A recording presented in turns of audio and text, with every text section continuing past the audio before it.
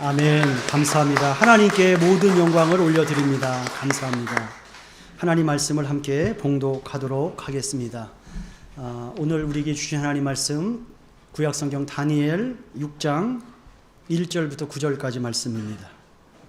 다니엘 6장 1절부터 9절까지 구약성경 1242쪽에 있습니다. 되도록 여러분 가진 성경을 펴시고 또 화면을 참고하여 함께 예배로 나갔으면 좋겠습니다. 다니엘서 6장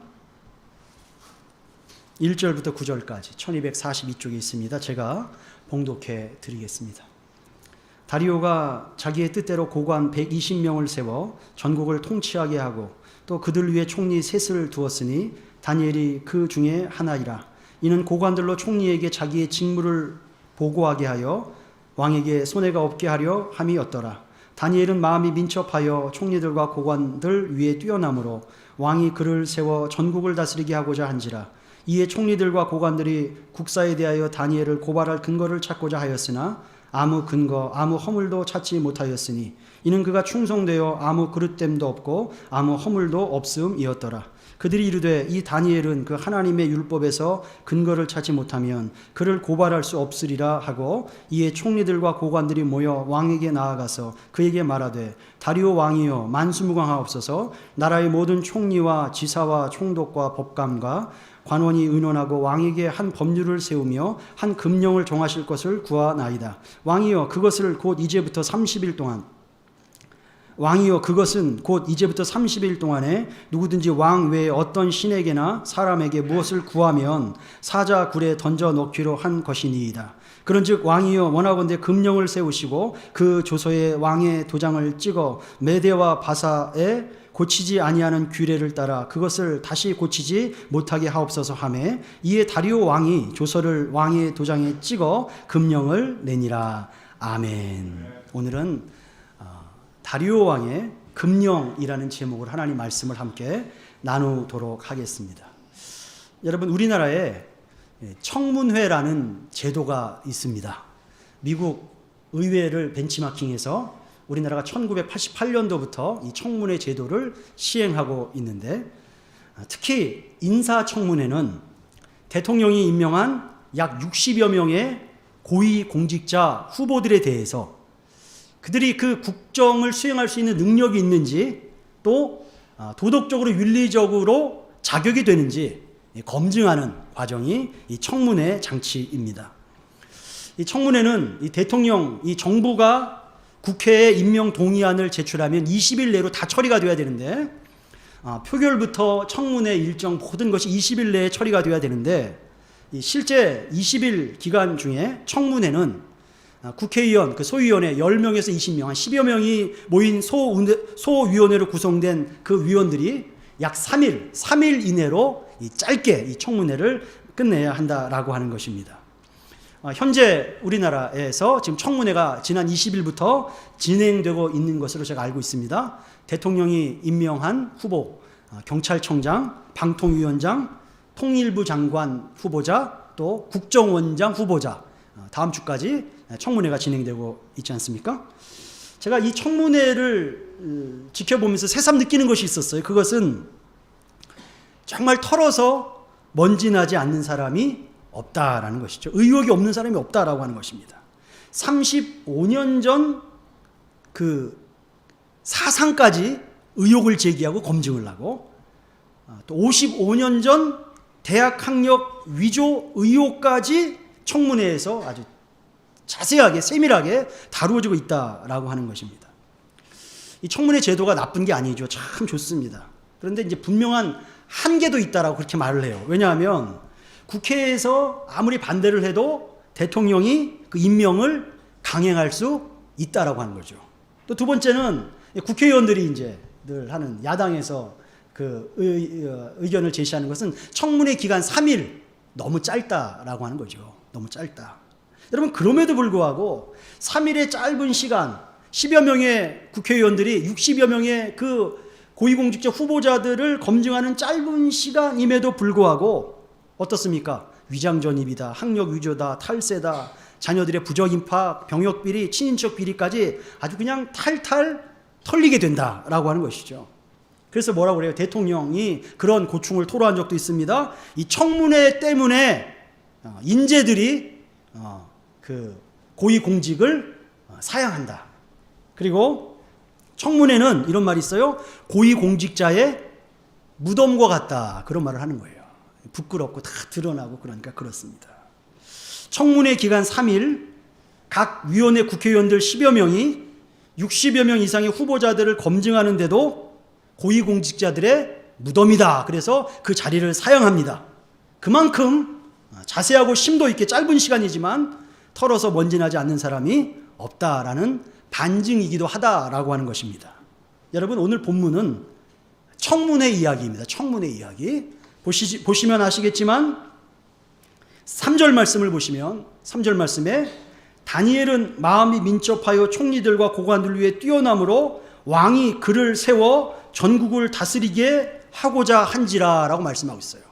그러니까 다리오 왕이 다스렸던 메데 바사 제국의 그 통치 체제는 다리오 왕이 120명의 고위 공직자들을 임명해서 전국을 다스리게 하고 그 중에서 3명의 총리를 세우고 그 총리 중에서도 1명을 더 세워서 그 1명의 총리가 2명의 총리와 120명의 고위 공직자들을 다스리도록 하는 그런 시스템을 갖추었다라고 하는 것인데, 그 최고의 으뜸 총리 자리에 누구를 추천했다고요? 다니엘을 추천했다라고 하는 거예요. 그래서 이제 2명의 총리와 다른 120명의 고관들이 다니엘을 청문회에서 고발하여 끌어내릴 수 있는 그런 구실들을 찾고자 혈안이 되어 있었다. 그렇다고 해서 우리나라 청문회가 뭐 그런 식이다라는 것은 아닙니다, 여러분. 자, 오늘 본문에 다니엘이 이제 조사를 받게 됐다라고 하는 거예요. 10여 명의 청문회 위원들이 아니에요. 다니엘을 제외한 제국의 모든 고위공직자들 122명에 의해서. 이들은 엘리트들입니다. 엘리트. 똑똑한 사람들이에요. 청문회, 우리나라 청문회처럼 3일의 짧은 기간도 아닙니다. 여러분 4절에 보시면, 4절 말씀에 보면 다니엘을 고발할 근거를 찾고자 하였다라고 할 때, 찾고자 하였다라는 말은 미완료 시제예요. 이것은 무슨 말이냐? 나올 때까지 찾는다라는 거예요. 나올 때까지. 그러니까 먼지가 날 때까지 털어댄다라는 거예요. 털어댄다. 끝까지 추적한다라는 거예요. 122명이 기한 없이 한 사람 다니엘에 대해서 고발할 근거를 막 찾는다라고 하는 것입니다. 왜 이들이 이토록 다니엘을 미워하고 시기하게 되었는가라는 거예요. 왜 이들이 다니엘을 이렇게 미워했을까요? 다니엘은 이들과 달랐어요. 타민족 사람이에요. 유대민족이에요. 그리고 전 제국, 바벨론 제국 사람이었다라고 하는 것입니다. 이들은 나머지 사람들은 개국 공신이었어요. 그렇기 때문에 민족도 다르고 전 제국의 다니엘을 시기하고 질투할 수밖에 없었다라고 하는 것입니다. 자, 이들이 이렇게 그 제국의 최고의 엘리트들 122명이 무기한으로 다니엘 한 사람을 난도질하면서 조사했어요. 그 조사 결과가 어떻게 나왔느냐라고 하는 것입니다. 그 조사 결과가 어떻게 나왔습니까? 4절 말씀 한번 보실까요? 4절 말씀. 4절 천천히 한번 한 목소리로 자그마한 소리를 한번 읽어보도록 하겠습니다. 시작. 이에 총리들과 고관들이 국사에 대하여 다니엘을 고발할 근거를 찾고자 하였으나 아무 근거 아무 허물도 찾지 못하였으니 이는 그가 충성되어 아무 그릇됨도 없고 아무 허물도 없음이었더라. 아멘. 자, 이것이 이제 다니엘을 조사한 청문회 조사 결과다라고 하는 것입니다. 뭐예요? 공무에 있어서 아무 근거 아무 허물도 찾지 못해. 고발할 근거 일절 아무것도 없다라고 하는 거예요. 이것이 다니엘에 대한 평가다라고 하는 것입니다. 여러분 이거 잘 생각해 보십시오. 하나님의 평가가 아니에요. 그 하나냐, 미사엘, 아사랴 친구들의 평가가 아니에요. 무슨 말입니까? 사랑의 눈이 먼 하나님의 평가, 다니엘에 대한 평가가 괜찮아, 용서해 줄게, 너 그 정도면 잘하, 이런 평가가 아니라 원수들의 평가예요. 어떻게 하면 고발할 근거를 찾아내려는 원수들이 다니엘을 조사한 후의 평가가 고발할 아무 근거, 아무 허물 없음이에요. 대단한 거다라고 하는 거예요. 대단하다. 아주 백미와 이 다니엘의 어떤 이런 그 공무에 있어서의 민첩함과 충성스러움은 가히 타의 추종을 불허하는 정말 백미와 같은 다니엘의 모습을 볼 수가 있다라고 하는 것입니다. 여러분 다니엘은 인정받은 사람이에요. 하나님에게 인정받았고 가까운 사람들, 친구들이죠. 친구들에게, 가족들에게 인정받고 또 왕에게 인정을 받고 왕에게 인정을 받았고 심지어 누구에게까지요? 원수들에게까지 그는 흠이 없는 사람이다. 인정받은 사람이었다라고 하는 것입니다. 그래서 그랬을까요? 여러분 오늘 6장 28절에 보면 이 다니엘의 생을 한 문장으로 요약을 해놓고 있는데 6장 28절 좀 화면 띄워주시면 이렇게 돼 있어요. 이 다니엘이 다리오 왕의 시대와 바사 사람 고레스 왕의 시대에 어떻게 했다고요? 형통했다. 여러 제국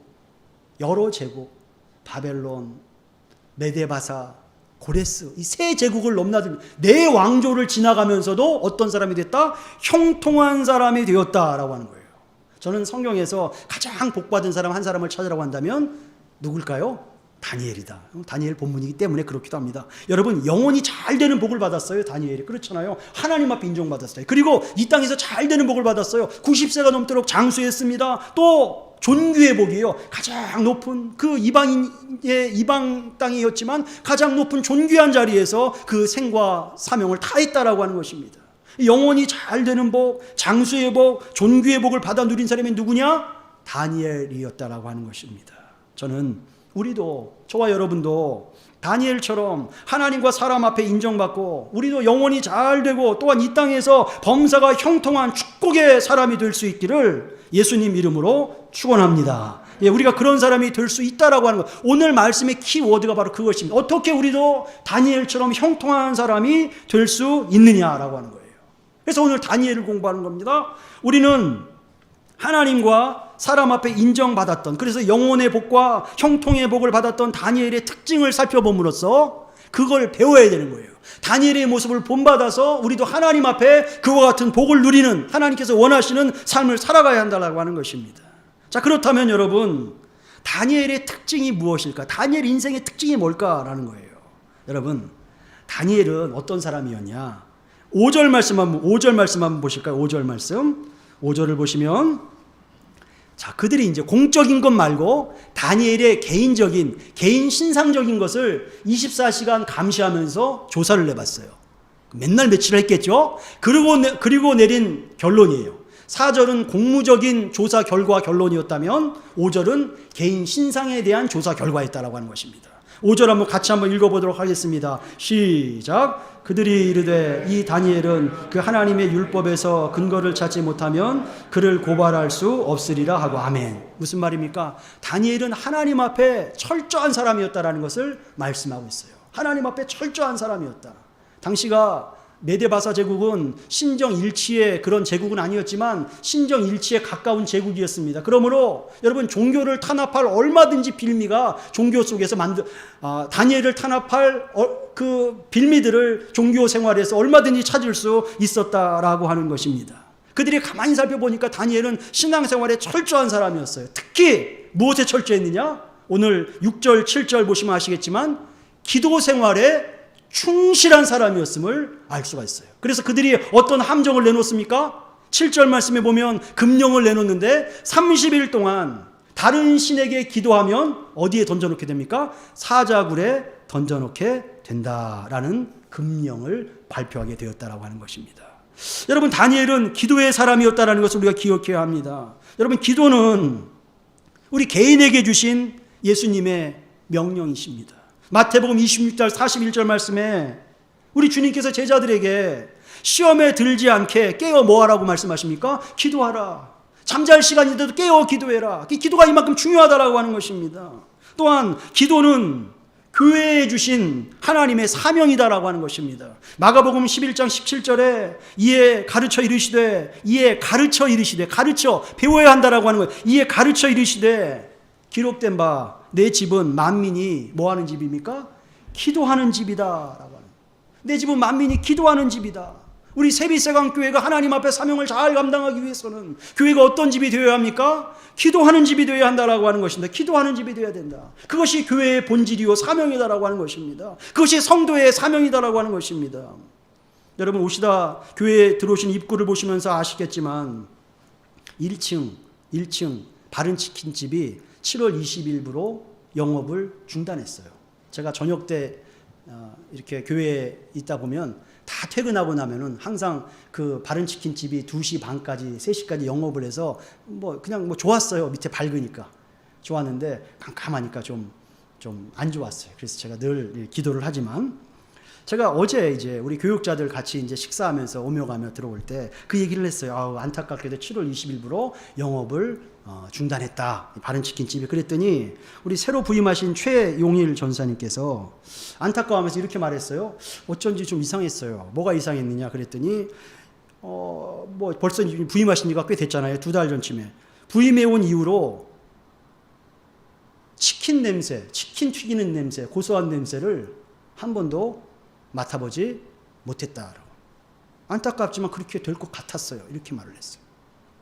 그렇죠. 당연한 거죠. 저는 근데 제가 그 얘기를 딱 들었을 때 우리 전사님께 묻고 싶은 게 있었어요. 마음으로 물었어요. 어떤 걸 물었느냐. 제가 속으로 전사님께 전사님 대답은 하지 마세요. 예. 치킨집에서 향기가 나지 않아서 안타까웠다.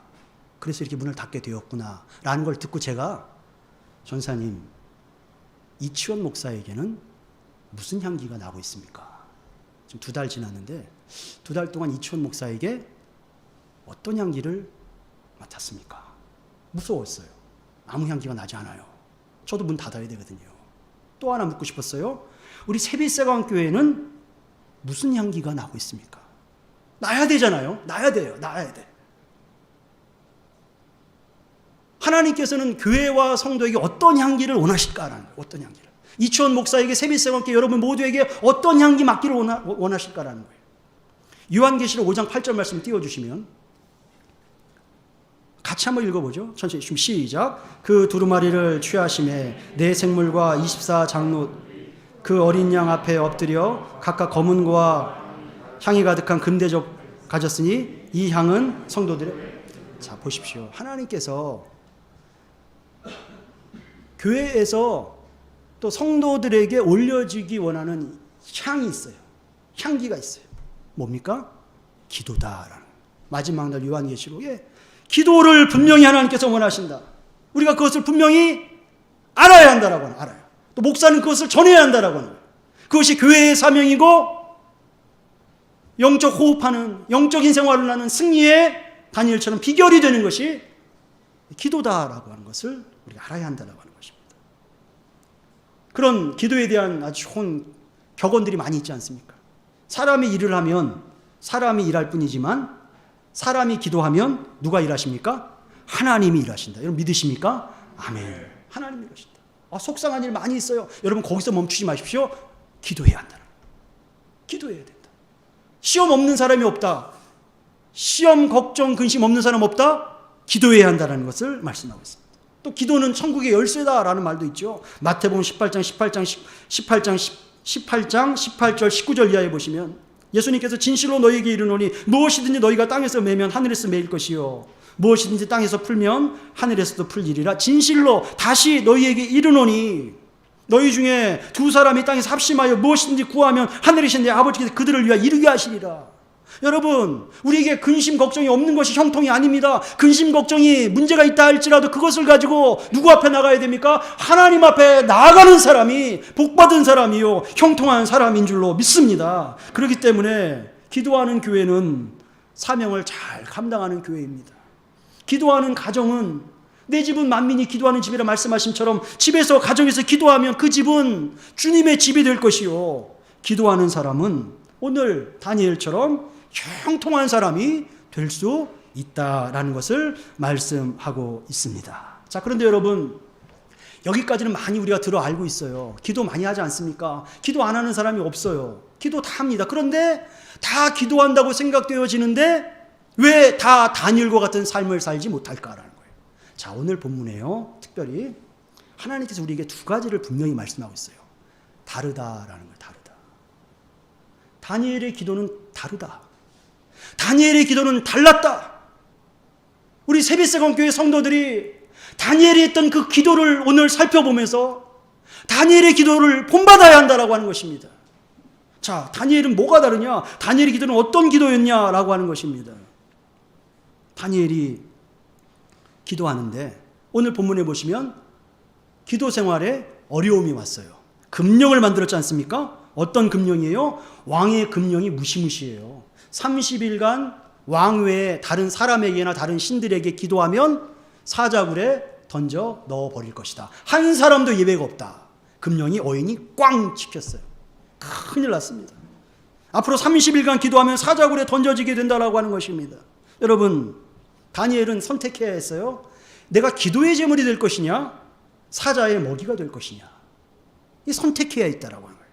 선택. 여러분, 그 꽃감과 호랑이라는 전래동화를 혹시 아십니까? 제가 어릴 때 언제 들었는지 모르지만 알고 있었어요. 호랑이가 배가 고파서 마을로 내려왔죠. 내려와서 어떤 집 앞에 어슬렁거리는데 한 아기가 집에서 막 울고 있어요. 울고 있는데 호랑이가 이제 밖에서 가만히 있으니까 엄마가 아이의 울음을, 아이를 달래면서 여러 가지 방법을 동원했는데도 아이가 계속 우니까 뭐라고 그래요? 겁을 주면서, 너 그렇게 계속 울면 누가 온다고요? 호랑이 온다. 호랑이가 와서 잡아간다. 그 아이가 어떻게 합니까? 계속 울어요, 그냥. 호랑이가 깜짝 놀랐어요. 아니, 내 이야기를 하는데도 울지 않다니. 아니, 내 이야기를 하는데도 겁을 먹지 않다니. 엄마가 또 마지막 최후의 방편을 쓰죠. 너 그러면 엄마가 꽃감 하나 줄까? 그랬더니 아이가 울음을 뚝 그쳐버리지 않습니까? 호랑이가 깜짝 놀랐어요. 호랑이는 자신보다 무서운 존재가 있다는 것에 깜짝 놀랐다라고 하는 것입니다. 그 뒤로도 이야기가 있지만 여러분, 이야기는 여기까지 하고, 여러분, 사람은 자기가 더 좋아하는 것 또는 자기가 더 무서워하는 것에 반응하게 되어 있다라고 하는 것입니다.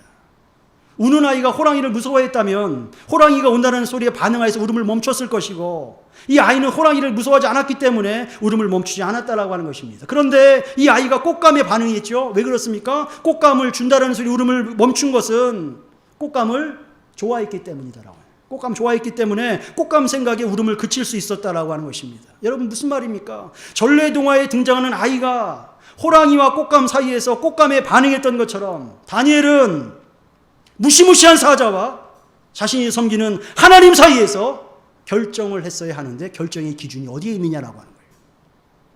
다니엘이 사자를 무서워했다면 여러분, 기도를 멈췄을 것입니다. 그러나 다니엘이 사자보다 하나님을 더 경외했다면 기도를 멈출 수 없었다라고 하는 것입니다. 여러분, 다니엘의 기도는 어떤 기도입니까? 하나님을 경외하는 기도였다라고 하는 거예요. 일반적인, 하나님께서 우리에게 그 말씀을 하시는 것 같아요. 다니엘이 2500년 전에 했던 그 기도는 일반적인 기도가 아니다. 다니엘, 정말 나를 사랑하고 나를 두려워하며 나를 경외하는 기도의 사람이 다니엘이었다. 그 말씀을 우리에게 하고 계시다라고 하는 것입니다. 여러분, 우리의 기도 어떻습니까? 우리의 기도 어떻습니까? 우리도 마찬가지 아니겠습니까? 저와 여러분의 기도는 어떻습니까? 하나님을 경외하는 마음으로 다니엘처럼 기도하고 있습니까? 하나님은 그와 같은 하나님을 경외하고 사랑하는 마음으로 기도하기를 원하신다라고 하는 것입니다. 시편 128편 4절에 이렇게 말씀합니다.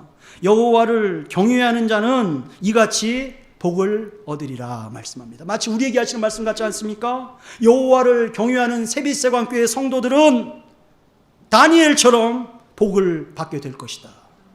경외하는 마음이 있어야 한다라고 하는 것입니다. 경외하는 마음이 중요하다라고 하는 것입니다. 호랑이와 꽃감 사이에서 선 어린아이처럼, 사자굴과 기도굴 사이에 선 다니엘처럼 우리들도 늘 이 두 가지가 있습니다. 세상과 하나님 사이에서 결단해야 되는 매 순간의 영적 싸움 가운데 있다라고 하는 것입니다. 여러분, 세상을 더 사랑하는 사람은 물질 때문에, 건강 때문에, 고난 때문에 주를 떠나고 예배와 기도의 자리에서 멀어진다라고 하는 것입니다. 그러나 세상보다 하나님을 더 경외하는 사람은 어떻습니까? 사자와 호랑이와 같은 고난에도, 꽃감 같은 달콤한 유혹에도 흔들리지 아니하고, 내가 하나님을 사랑합니다. 내가 하나님 경외합니다. 내 예배를 받으시고 내가 기도의 사명을 감당하겠습니다. 어떤 유혹과 고난 앞에서도 하나님을 경외하는 기도의 사람이 될 수 있다라고 하는 것입니다.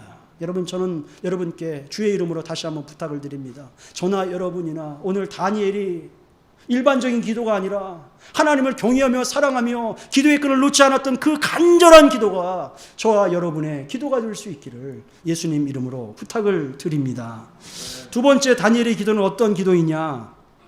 7절 말씀이 매우 중요한데 7절 말씀을 같이 한번 천천히 7절 말씀 읽어보도록 하겠습니다. 7절 상반절에 준비 시작. 나라의 모든 총리와 지사와 총독과 법관과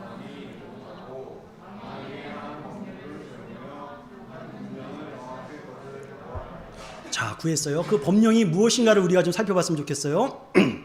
그 법령이 뭐냐? 7절 하반절 한번 볼까요? 같이 한번 다시 읽겠습니다. 시작. 왕이여 그것은 곧 이제부터 30일 왕 외에 어떤 신에게나 사람에게 무엇을 구하면 사자굴에 던져놓기로 한 것이니이다. 아멘. 자, 보십시오. 저 7절 하반절을 계속 띄워놓으시면 될 것 같아요. 자, 금령이 무엇입니까? 왕 외에 다른 신들, 그러니까 다니엘에게 하나님께 기도하는 기도 생활을 지속하면 어떻게 한다고요? 사자굴에 넣어버린다는 거예요. 그런데 저 단서가 붙었어요. 며칠 동안 기도를 못하게 했습니까? 며칠이에요? 30일. 제가 묵상을 했어요. 왜 30일이라고 했을까? 그 사악한 그들이, 엘리트, 그 세상적으로 그 똑똑한 그들이 왜 30일을 못 박았을까? 여러분, 열흘도 기도 못하게 할 수 있잖아요. 20일도 기도 못하게 할 수, 왜 30일일까라는 생각을 했어요. 자, 이들이 30일 동안 기도를 금지하는 법령을 딱 발표했을 때, 그 법령을 어겼을 때 사자굴에 집어넣는다는 법령을 발표했을 때, 그들이 다니엘이 어떻게 반응하리라고 예상했을까? 1번, 다니엘은 30일 동안 기도하지 않을 것이다. 2번, 다니엘은 그래도 기도할 것이다. 자, 이들이 어떤 결과를 예상했을까요? 예? 2번이에요, 2번. 그래서 함정 올무를 놓은 거예요. 그래서 다니엘은 반드시 그래도 기도할 거야. 그래서 우리가 죽여버리자. 이게 이제 그들의 일 아니었어요. 다니엘은 그렇게 기도할 사람이다. 저 다니엘은 분명히 기도할 거야. 저 기도에 무식한 놈이야. 저 그렇게 기도할 거야. 그래서 일안이 그거예요. 1차 예상 답안이었어요. 그래서 30일 기도 금지로 고발할 함정을 그거로 만들었다라고 하는 것이죠. 그런데 왜 30일일까? 다시 생각하는 거예요. 10일, 20일도 아니고 30일이에요. 여러분, 왜 30일일까? 그들에게는 2차 계략이 있었어요. 이란이 실패할 경우에 2차 계략이, 만약에 여러분 그렇지 않겠지만 2차 계략이 뭐냐? 다니엘이 혹시 30일 동안 만약에 기도를 쉰다고 한다면 그들이 금령에 내세운 기간, 뭐 열흘이 됐던 20일이 됐던 기도를 금령에 굴복하여서 기도를 다니엘이 멈춘다면 며칠 동안 멈추게 하는 게 가장 효과적일까라는 거예요. 신앙인을 며칠이면 무너뜨릴 수 있을까? 그거예요, 지금. 다니엘처럼 뛰어난 신앙인이 없는데 우리가 다니엘보다 앞서갈 수 없기 때문에 그 원수들이 그 계획한 거예요. 만약에 다니엘이 우리가 공포한 금령에 굴복하여서 기도를 멈춘다면 열흘이면 될까? 아니야, 열흘 갖고 안 돼. 20일만 기도 안 하면 무너뜨릴 수, 아니야, 그거 갖고 안 돼. 30일을 얘기하고 있다라고 하는 것이죠. 무슨 말이냐? 다니엘과 같은 하나님 앞에 인정받은 사람, 기도의 사람, 하나님의 사람, 능력의 사람, 성령 충만한 사람도 넉넉 잡아 30일만 예배하지 않고 기도하지 않는다면 30일 이후도 걱정할 필요가 없다라고 합니다. 걱정할 필요 없다. 다니엘은 완전히 무너질 수 있다. 그 계획으로 30일을 내세웠다라고 하는 거죠. 마치 사단이 뱀을 통하여 아담을 유혹해서 선악과를 따먹고 하나님과 멀어지게 한 것처럼 사단이 메대, 바사, 고관들을 충동하여서 다니엘이 30일 동안 기도하지 못하게 함으로 다니엘의 영성을 완전히 무너뜨리려는 아주 간교한 획책이었다라고 하는 것입니다. 기도를 멈춰서는 안 됩니다, 여러분. 제가 어릴 때 저는 서울 저 변두리에, 시골에서 올라와서 변두리에 살았어요. 지금은 강일동이라고 하죠. 하일동 저 미사리 그 강가에서 살았어요. 엄마야 누나야 강변 살자. 그 강변에 살았는데, 강가에 살았는데, 동네에 제가 아주 어릴 때 개척교회가 하나 딱 들어왔어요. 개척교회가 들어왔어요. 제가 젖먹이일 때 개척교회가 하나 들어왔는데, 제가 이제 이건 들었던 얘기입니다. 저희 어머니가 하루 종일 생업에, 새벽부터 밤늦게까지 생업에 시달리는 거예요. 시장에 나가서 물건 팔고 먹고 살기 힘드니까. 그럴 때 그 교회 사모님께서 저를 데리면서 장사하는 저희 어머니가 안쓰러워서 저를 이제 아주 어릴 때, 포대기에 있는 저를 안고 이제 교회로 데려가신 거예요. 그리고 오랫동안 교회에서 이제, 제가 이천 목사가 아주 사무엘 같은 사람이에요. 오랫동안, 아주 오랫동안 그 사모님이 돌봐주신 거예요. 그러니까 저희 집안이 완전히 불신 집안이에요. 불신 집안인데 그 옆에서 곁에서 지켜보던 저희 아버지가 뭐라고 그러시냐면은 저희 어머니한테, 당신은 그분들한테 고맙지도 않고 미안하지도 않냐. 교회 한번 나가라. 교회 한번 나가라. 그게 인지상정 예의 아니냐. 그래서 저희 어머니가 교회를 한번 탁 나가봤어요. 얼마나 바쁩니까? 먹고 살기 옛날에. 교회를 가본 거예요. 낮에는 갈 시간도 없어요. 쉬는 날이 없었어요. 주일도 못 쉬었어요. 새벽에 가면 새벽 시간 4시가 새벽 기도였는데 4시에 가본 거예요. 미안하니까 가봤어요. 저를 데리고 갔어요. 하나님께서 은혜를 주셨어요. 새벽 시간에 4시에 그 썰렁한 예배당에 3-4명 앉아있는 예배당 하나님께서 은혜를 주시는데 너무너무 놀라운 은혜를 주셔서 예수님이 믿어지고 하나님의 은혜가 열려지고 눈물 콧물이 다 쏟아지면서 은혜를 받았어요. 그 이후로 이제 새벽 기도, 수요 기도회, 금요 기도회, 주일 오전 저녁 예배 다 참석하고 너무너무 기쁘게 신앙생활 하시는 겁니다. 너무너무 기쁘게. 그 아침부터 저녁까지 아침에 새벽에 4시에 새벽 기도를 가시고 4시 40분에 종점에서 첫 차를 타고 동대문 왕심 시장을 나가시는데 매일 지금도 저한테 매일 머리를 그 추운 저희 공동우물이었어요. 공동우물을 가서 물을 길어다가 머리를 감고 예배당에 나가서 새벽 기도를 하고 저를 또 데리고 다른 형제들은 다 컸기 때문에 안 데리고 다녔는데 저는 어리기 때문에 새벽부터 데리고 다니시는 거예요. 시장에 왕십리 시장, 동대문 시장 나가서 좌판 벌려서 야채 행상하고 그렇게 막 다니시면서도 새벽 기도, 수요 기도회, 금요 기도회, 주일 오전 예배, 저녁 예배 빠지지 않으니까 옆에서 장사하는 사람이 물어보는 거예요. 옆에서 장사를 그렇게 물어봤대요. 아니 천국 가려고 그렇게 열심히 교회 다니냐? 천국 가려고 그렇게 열심히 교회 다니냐? 그랬는데 저희 어머니는 방송이 녹화가 되니까 좀 조심스럽게 무학이셔요. 무학. 저랑 같이 중학교를 졸업하셨는데 제가 중학교 할 때 저희 어머니가 그렇게 대답하셨대요. 죽어 천국 가는 것도 좋지만 교회에 나가 있는 1시간이 천국 같아서 새벽이고 수요일이고 금요일이고 나갑니다. 이렇게 참 지혜롭게 대답을 하셨다라고 하는 것입니다. 여러분 제가 늦둥이 막내이기 때문에 아직까지 그 기억이 있어요. 제 얼굴로 어머니의 눈물이 뚝뚝뚝 떨어지는 그 기억이 아직까지 있어요. 언젠지도 모르겠어요. 아주 어릴 때부터 주인은 추운 예배당이고 제 느낌이 어머니 눈물이 두두두 얼굴로 떨어지는 그 느낌이 제가 지금까지 기억하는 새벽 기도의 감성이다라고 하는 것입니다. 그런데 여러분 그렇게 어머니가 그렇게 신앙생활 열심히 하시면서 지금도 자랑하는 게 있어요. 뭐냐? 내가 그래도 우리 식구가 그때 두 끼 식사할 때 내가 그래도 교회에 톱밥 그때는 교회 난방을 톱밥으로 했대요. 내가 그래도 하나님께 너무 감사해서 톱밥 2년치를 내가 헌금했다. 그 힘이 어디서 나왔는지 모르겠다. 내 식구 먹을 것도 없는데 내가 그렇게 했다. 은근히 자랑을 저한테 했단 말이에요. 그런데 여러분 이렇게 은혜롭게 신앙생활 하셨는데 저희 아버지가 이제 평생 직장생활을 안 하시다가 이력서를 그 당시 좀 냈어요. 이력서를 내고 면접을 보고 최종 합격을 기다리는 그 시기였어요. 그때는 핸드폰도 없고 집에 전화기도 없으니까 합격 통보를 하려고 이제 그 집에 누가 찾아왔겠죠. 찾아오는데 혹시 그럴까봐 저희 아버지가. 근데 문제는 뭐냐면 그 회사가 지금도 이 종로 5가에 가면 보화당 한의원이라고 있는데 아시는지 모르겠는데 불교 회사예요. 거기서 회계 업무, 잡무를 보도록 이력서를 내는. 그러니까 아버지 걱정된 거예요. 누가 합격했다 집으로 찾아왔을 때 엄마는 안 계시고 애들만 있는데 너희 엄마 어디 가셨니? 그러면은 애들이 우리 엄마 교회 가셨어요. 이 얘기하면은 불교 회사에서 뭘 좋아하겠냐? 혹시 합격했다가도 불합격시키는 게 아니냐? 걱정하면서 저희 어머니에게 이렇게 부탁을 했어요. 더도 말고 덜도 말고 딱 30일만 교회를 쉬어라.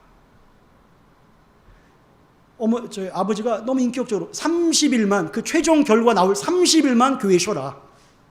그 일 하셨는데 저희 어머니가 30일을 쉬었어요. 새벽기도 쉬고 수요기도 쉬고 주일 예배 쉬었어요. 지금 하시는 말씀이 그때 30일이 30년 됐다. 그래요. 30년. 제가 예수 믿고 이제 돌아왔어요. 30년 동안 교회를 쉬었다. 그 은혜롭고 그렇게 천국 같고 그 기도가 좋고 찬송이 좋고 하나님 섬기는 게 좋았는데 30일 딱 쉬니까 냉랭해지고 하나님 멀어지고 기도의 자리 사모하지도 않고 언제 그랬느냐. 세상 따라 물질 따라 그렇게 30년을 살아왔다라고 하는 것입니다. 만약 다니엘이 30일을 쉬었다면 어땠을까요? 그 하나님의 위대한 하나님의 사람이 30일을 쉬었다고 한다면 어땠을까요? 저는 그가 다니엘이 30일 동안 기도를 쉬었다면 오늘처럼 믿음의 선배로 우리에게 남을 수 있었을까라는 의문을 가질 수밖에 없다라고 하는 것입니다. 여러분, 저와 여러분, 오늘 두 번째 다니엘이 우리에게 주는 교훈이 무엇입니까? 기도란 결코 멈추어서는 안 되는 것이다. 그래서 데살로니가 전서에서 사도 바울은 기도에 대해서 우리에게 무엇을 교훈합니까? 어떻게 기도하라고 말합니까? 쉬지 말고 기도해라. 쉬지 말고 늘 깨어 기도해라. 기도의 소리가 나와야 된다. 그 말씀을 하고 있다라고 하는 것입니다. 자, 두 가지를 기억했으면 좋겠어요. 마음에 세상보다 하나님을 경외하며 두려워하면서 하나님 앞에 기도하는 사람이 되어야 됩니다. 두 번째, 여러분 어떤 상황에서건 타협하지 않고 달콤한 유혹, 고난 앞에 여러분이 고개 숙이지 않고 늘 쉬지 않고 기도하는 사람을 하나님께서 찾으신다 기억하면서 교회에서건 가정에서건 상관없어요. 제가 이렇게 말씀드리면 수요예배도 금요기도에도 없는데 어떻게 가정에서도 하시고 교회에서 모이면 교회에서 하시고 쉬지 않고 기도하는 모습이 필요하다라고 하는 것입니다.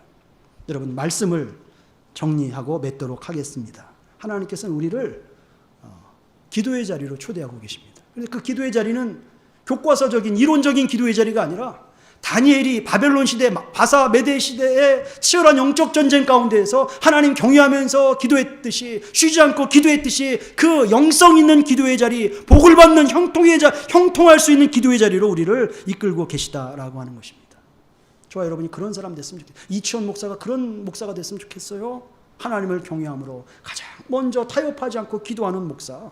또 여러분들이 어떤 상황에서도 쉬지 않고 필사적으로 기도하는 성도들. 그래서 하나님께서 다니엘에게 주셨던 그 영혼이 잘 되는 복, 장수의 복, 존귀의 복, 이 땅의 형통한 복들을 저와 여러분이 받아 누리는 삶이 될 수 있기를 바랍니다. 자, 그렇다면 끝으로 한 말씀만 더 드리면 결론적인 말씀이에요. 자, 어떻게 내가 다니엘인가? 다니엘처럼 어떻게 그런 상황에서 사자굴을 감내하면서 기도할 수 있느냐? 30일 내가 어떻게 왕의 명령을 어기고 기도할 수 있느냐라는 거예요. 어떤 사람이 그렇게 할 수 있을까요? 제가 TV에서 다른 TV 프로는 잘 안 보는데 명산기행이라는 TV 프로를 즐겨 봐요. 이렇게 나오면 꼭 보는데 거기에 이런 말을 하더라고요. 그 나레이터가 처음에 건강을 위해서 산을 찾았습니다. 그런데 나중엔 뭐가 좋아서 산을 찾습니까? 산이 좋아서 산을 찾았다 그렇게 말해요. 전 너무너무 이해를 해요, 그걸. 저도 똑같이 그랬거든요. 산을 처음에는 그런 다른 목적이 있었는데 나중에 산이 좋아서 산을 찾았다라고 하는 거예요. 여러분, 기도가 그와 같다라고 하는 것입니다. 처음에는 문제가 있어서 기도하지만 나중에 하나님이 좋아서 예수님을 사랑해서 기도의 자리에 나올 수 있다라고 하는 것입니다. 그래서 요한 1서 4장 10절에서 무엇을 말씀합니까? 사랑은 여기 있으니 우리가 하나님을 사랑한 것이 아니요 하나님 우리를 사랑하사 우리 죄를 속하기 위하여 화목제물로 그 아들을 보내셨다라고 하는. 무슨 말이에요? 하나님의 사랑이 나를 위하여 십자가 지신 예수 그리스도의 십자가 앞에 그 화목제물로 다 드러났다라고 하는 거예요. 우리가 예수님 잘 믿으면 화목제물이신 하나님의 사랑으로 나타나신 예수님을 잘 믿으면 어떻게 돼요? 사랑의 사람이 되는 거예요. 하나님을 사랑하게 되는 거죠. 하나님을 경외하게 되는 것입니다. 하지 말래도 기도하게 되고 어떠한 불굴의 상황 가운데에서도 우리가 다니엘처럼 하나님 경외하는 마음으로 먼저 기도하고 어떠한 역경 가운데서도 쉬지 않고 기도하여서 다니엘이 받았던 영혼이 잘 되고 이 땅이 잘 되며 형통한 복을 받아 누릴 수 있다라고 하는 것입니다. 여러분 예수님 잘 믿으시고 하나님 사랑하시고 다니엘처럼 기도의 사람이 되셔서 이 땅 바벨론과 같은 이 악하고 음란한 세상 가운데서도 여전히 하나님의 사람들을 들어 사용하시는 이 시대의 다니엘과 같은 사람들이 될 수 있기를 예수님 이름으로 축복합니다. 기도하겠습니다. 하나님 감사합니다. 하나님의 사랑 예수 그리스도의 십자가로 우리를 구속하여 주시고 하나님의 사랑을 깨달아 알아 그 사랑을 우리 마음에 담고 살아가게 하여 주심을 감사를 드립니다. 우리 세빛세공교회 모든 교우들 하나님 경외하고 사랑하고 두려워하는 마음을 도와여 주셔서 우리의 기도 생활 역시 다니엘처럼 하나님을 경외하며 기도하는 사람들이 되게 하여 주시고 어떤 역경 앞에서도 쉬지 않고 기도하는 기도의 사람 다 될 수 있도록 주님 은혜를 더하여 주시옵소서. 다니엘에게 주셨던 영혼의 축복과 이 땅의 기름진 축복과 형통의 축복을 우리의 삶 가운데 경험하며 누리며 살아가는 복된 심령들 다 되게 하여 주시옵소서. 감사드리며 예수님 이름으로 기도하옵나이다.